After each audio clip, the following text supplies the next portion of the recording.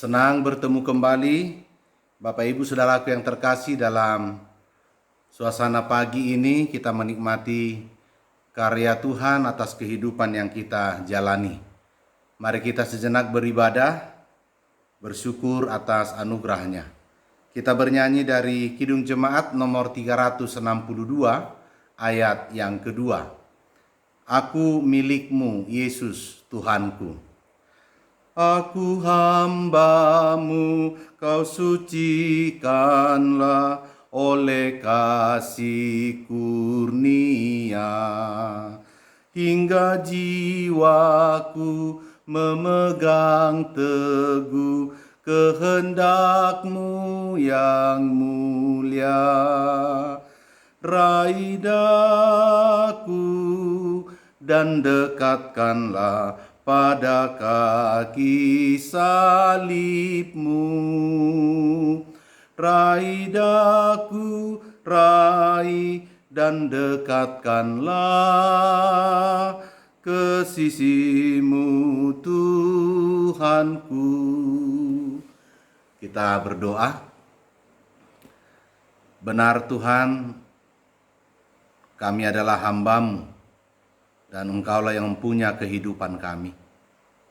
Kami bersyukur anugerah Tuhan yang sangat melimpah selalu kami nikmati hingga saat ini. Kehidupan, kesehatan, serta kekuatan adalah anugerah Tuhan yang tidak ternilai harganya. Hati ini Tuhan, kami hendak bersyukur, berterima kasih atas segala berkat-Mu. Kiranya firman yang hendak kami dengarkan meneguhkan kami dan membekali kami untuk hidup sebagaimana yang Tuhan kehendaki. Dalam Yesus Kristus kami berdoa dan bersyukur. Amin. Ibu Bapak, Saudara yang terkasih, firman Tuhan untuk kita renungkan pada hari ini dari surat Rasul Paulus kepada jemaat di Roma, pasal yang ke-7 ayat 6. Demikian firman Tuhan. Tetapi sekarang kita telah dibebaskan dari hukum Taurat, sebab kita telah mati bagi Dia yang mengurung kita, sehingga kita sekarang melayani dalam keadaan baru menurut Roh, dan bukan dalam keadaan lama menurut huruf hukum Taurat. Dalam bahasa Batak Toba, alai nunga disirang hita sian patiki, jala naung mate do hita dina maniop hita nasailaon. Asa pangului hita marpangalaho nai baru di bagasan toddi. Unang be marpangalaho na buruk di bagasan hatani patiki. Demikian firman Tuhan. Ibu Bapak Saudara yang terkasih, sedikit kita mengulas bagaimana latar belakang surat Roma dikirimkan oleh Rasul Paulus. Yang pertama, kita melihat bagaimana keadaan jemaat di Roma pada mula-mula atau awalnya dan bagaimana mereka hidup di kota itu. Jemaat Kristen di Roma dikatakan adalah jemaat yang masih baru bertumbuh di dalam iman kepada Kristus Yesus. Mereka yang hidup di tengah-tengah kota Roma yang ketika itu sangat maju dan makmur. Dan itulah yang menjadi daya tarik bagi banyak orang dari berbagai tempat untuk datang dan menetap di kota Roma. Kemudian pada umumnya penduduk di kota Roma adalah berkebangsaan Romawi. Ada yang dari Yahudi dan juga bukan Yahudi atau non-Yahudi. Dalam perjalanan jemaat ini banyak mengalami tekanan, baik dari kalangan orang Yahudi maupun dari penduduk kota Roma itu sendiri. Sehingga dalam situasi itulah orang-orang Kristen mengalami goncangan. Ternyata ada dari antara mereka yang tetap bertahan walaupun harus menderita, harus mengalami berbagai tekanan-tekanan kehidupan. Di dalam penderitaan itu mereka berusaha bertahan di dalam iman kepada Yesus Kristus.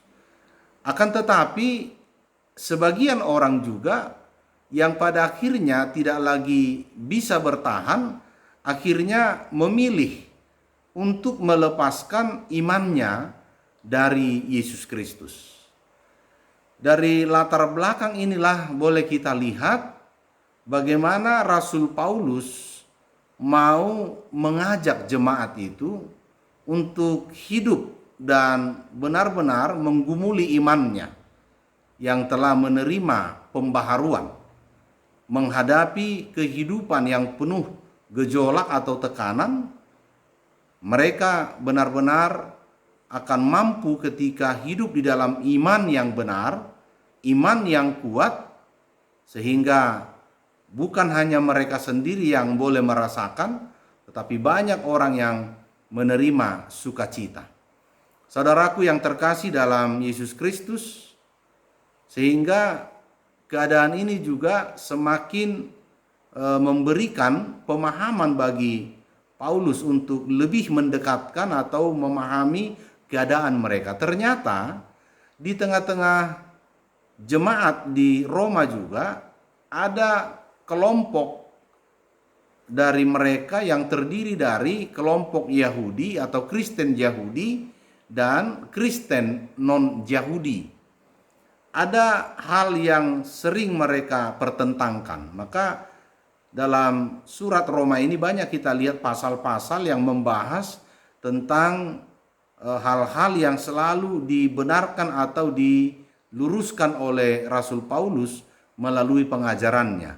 Misalkan saja tentang berpantang makan atau mengenai makanan, atau juga mengenai hal-hal penyembahan-penyembahan bagi dewa-dewa yang ada di kuil-kuil atau tempat-tempat mereka melakukan ritual-ritual sebelumnya. Untuk itu, di tengah-tengah kehidupan jemaat di Roma, bagi orang Kristen Yahudi, mereka memahami bahwa merupakan hal yang tidak masuk akal jika persembahan berupa misalnya daging yang telah dipersembahkan di kuil untuk dimakan orang percaya. Selain makanan juga, orang-orang Yahudi memahami bahwa orang-orang percaya itu diharuskan untuk ikut tradisi Yahudi, yaitu melakukan hukum Taurat, sunat, dan pelayanan atau perayaan-perayaan agama yang telah ditetapkan bagi mereka. Jadi itu suatu kewajiban, harus diikuti. Nah, sementara bagi kaum Kristen non-Yahudi berbeda dari pemahaman Kristen Yahudi tadi. Mereka memahami bahwa tidak ada masalah. Toh juga dewa-dewi tidak berkuasa atas makanan. Mereka percaya kepada Kristus, di mana Kristus mereka imani berkuasa atas segalanya. Jadi makan daging yang dipersembahkan tidak ada masalah di sana. Selanjutnya, bagi mereka orang-orang Kristen non-Yahudi, keselamatan itu tidak ditentukan oleh memenuhi larangan ini dan larangan itu. Bagi mereka keselamatan hanya oleh iman. Ibu bapak saudara yang terkasih, maka dalam keadaan seperti itulah Rasul Paulus memberikan nasihat kepada jemaat di Roma bahwa hendaknya mereka masing-masing saling menerima. Hendaknya mereka masing-masing saling menghargai, jangan menghakimi. Maka Rasul Paulus juga mau mengarahkan jemaat di Roma agar apapun yang mereka lakukan hendaklah berpusat kepada Kristus. Berpusat kepada Kristus. Kesalehan dan budi baik tidak akan menjadikan mereka memperoleh keselamatan. Berpantang ini dan berpantang itu, sebagaimana yang telah diajarkan melalui hukum Taurat, itu juga tidak akan pernah menyelamatkan mereka. Juga melaksanakan ritus-ritus keagamaan, perayaan religius yang mereka lakukan, itu juga tidak menjadikan mereka beroleh keselamatan. Maka Paulus kembali menekankan, keselamatan hanya ada dalam diri Yesus Kristus. Itulah yang hendak ditekankan lewat firman Tuhan ini, sehingga Paulus tadi mengatakan, tetapi sekarang kita telah dibebaskan dari hukum Taurat. Maka aturan-aturan hukum Taurat bukan lagi mengekang atau membatasi mereka. Tapi mereka telah hidup di dalam hal yang baru. Sebab kita telah mati bagi dia yang mengurung kita. Yaitu hukum Taurat maksudnya. Sehingga kita sekarang melayani dalam keadaan baru. Menurut roh. Dan bukan dalam bentuk yang lama atas hukum atau huruf hukum Taurat. Itulah yang disampaikan atau dijelaskan oleh Rasul Paulus supaya mereka benar-benar memahami akan iman kepercayaan mereka yang sesungguhnya tidak lagi berpusat kepada hukum Taurat atau aturan-aturan itu, tapi sudah berubah kepada Kristus. Ibu bapak saudara yang terkasih, untuk itulah Rasul Paulus mengatakan melayani dalam keadaan baru menurut roh. Ini dapat kita implementasikan dalam kehidupan kita dengan beberapa hal yang menjadi nasihat juga bagi kita saat ini. Seperti apakah kita melayani dalam roh dalam keadaan yang baru? Ada beberapa hal yang boleh saya bagikan untuk kita. Yang pertama, mengasihi dengan tulus oleh buah iman percaya kita. Tidak dimotivasi oleh kepentingan-kepentingan tersembunyi atau kepentingan-kepentingan oleh karena aturan-aturan itu yang tidak didasari iman, sehingga tidak menghasilkan buah sukacita. Maka kita harus mengasihi dengan tulus dan didorong oleh iman kepercayaan kita. Yang kedua, saling mendahului memberi hormat. Inilah pelayanan dalam suasana yang baru. Tidak bersikap sebaliknya, berharap untuk selalu dihormati, didahulukan, akan tetapi sulit memberikan hormat bagi orang lain. Tentu hal-hal seperti ini akan menjadi bibit-bibit pertikaian. Oleh karena itu saling mendahului memberi hormat. Yang ketiga, melakukan yang baik bukan yang jahat. Tentu dalam hal ini kebaikan yang dimaksud adalah selalu juga berpusat kepada Kristus. Sifat dan tabiat yang akan menularkan atmosfer kehidupan yang tenang dan tentram. Itu akan menjadikan tempat tinggal kita, rumah kita, lingkungan kita, tempat kita bersama penuh kedamaian dan harmonisasi hidup. Maka melakukan yang baik, bukan yang jahat. Yang keempat, adanya keterbukaan, saling menerima tadi, hospitalitas dalam kehidupan kita, selalu membuka hati dan uluran tangan yang luas untuk menyambut siapapun yang memerlukan bantuan, pertolongan, bahkan tumpangan. Tidak ada lagi sekat di antara mereka, rasial, batas-batas yang ditentukan oleh manusia tidak lagi, karena mereka sudah saling menerima. Yang kelima, memberkati dan berdamai dengan semua orang.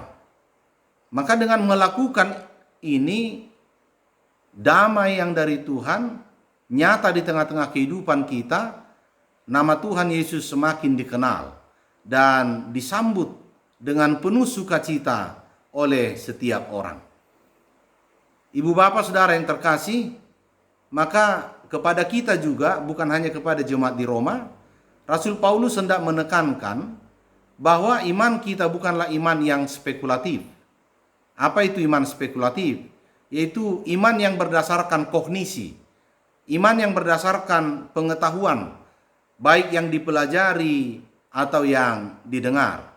Akan tetapi, iman kita adalah iman operasional, iman yang berbuah. Oleh karena Roh Tuhan telah menggerakkan kita untuk melakukan yang dikehendakinya. Dalam hal ini, ibu bapak saudara yang terkasih, kita juga perlu kehati-hatian. Bukan kita yang berbuah, melainkan Roh Tuhan yang ada pada kita telah kita biarkan berkarya, menguasai kehidupan kita. Sehingga roh itulah yang menghasilkan buah dalam hidup kita yang dapat dinikmati oleh banyak orang. Dan kemudian kehidupan kita yang kita jalani di dalam tuntunan Roh Kudus Tuhan adalah kehidupan dalam kasih yang tulus. Dan kita selalu berusaha melawan kemunafikan. Karena itulah salah satu hal yang selalu ditegur, ditentang oleh Yesus. Karena Roh Tuhan mengajarkan kita kasih yang tulus, tidak munafik. Inilah dosa yang sering dicekal oleh Yesus atau berusaha untuk dirubah. Ini juga tentu dalam kehidupan kita perlu kita perbaharui. Untuk itu, sifat kemunafikan itu dapat merusak kehidupan kita. Karena bisa dia diibaratkan seperti bedak yang bisa menutupi wajah yang jelek. Sehingga seolah-olah kelihatan elok, indah, cantik.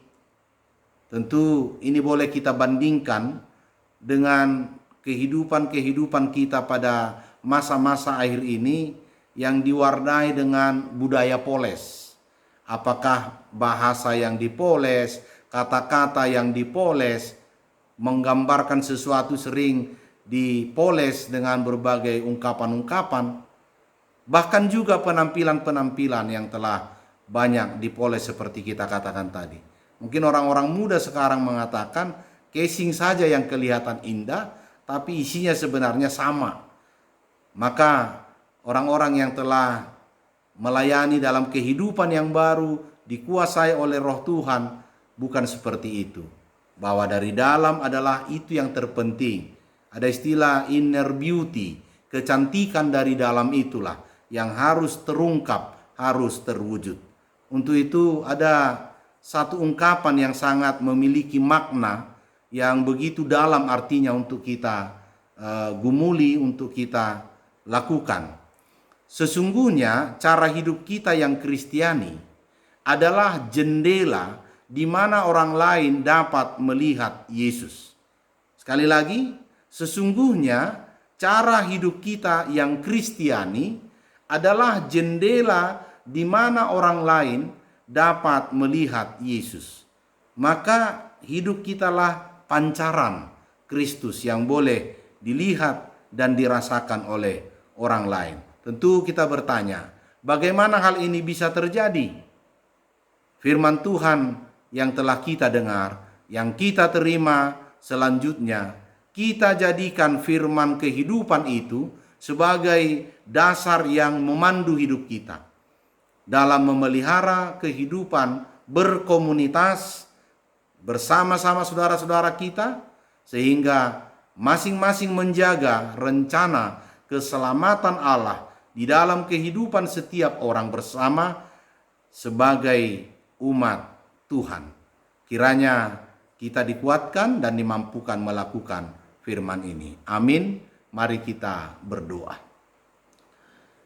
Segala puji syukur Tuhan kembali kami naikkan ke hadirat-Mu. Sungguh kami terberkati atas firman-Mu yang telah menyapa kami di pagi hari ini. Benar bahwa keselamatan kami hanya ada padamu, dan Engkaulah sungguh sumber keselamatan itu. Maka hidup kami telah diubah, dibaharui. Maka sikap dan cara hidup kami pun harus ikut berubah dan menjadi baru. Dituntun oleh Roh-Mu, bukan lagi terikat atau berpatokan akan aturan-aturan manusia yang mungkin menyulitkan kami. Tapi saat ini kami diajak oleh firman-Mu agar kami sepenuhnya hidup di dalam iman kepadamu, melakukan hal-hal yang baik, menunjukkan bahwa hidup kami berpusat kepada Engkau Kristus, Tuhan adalah juru selamat kami. Terima kasih Tuhan, saat ini juga kami mau berdoa untuk seluruh jemaat dimanapun berada, saudara-saudara kami yang jauh ataupun yang dekat di antara kami. Berkati mereka Tuhan dalam setiap kehidupan yang mereka jalani.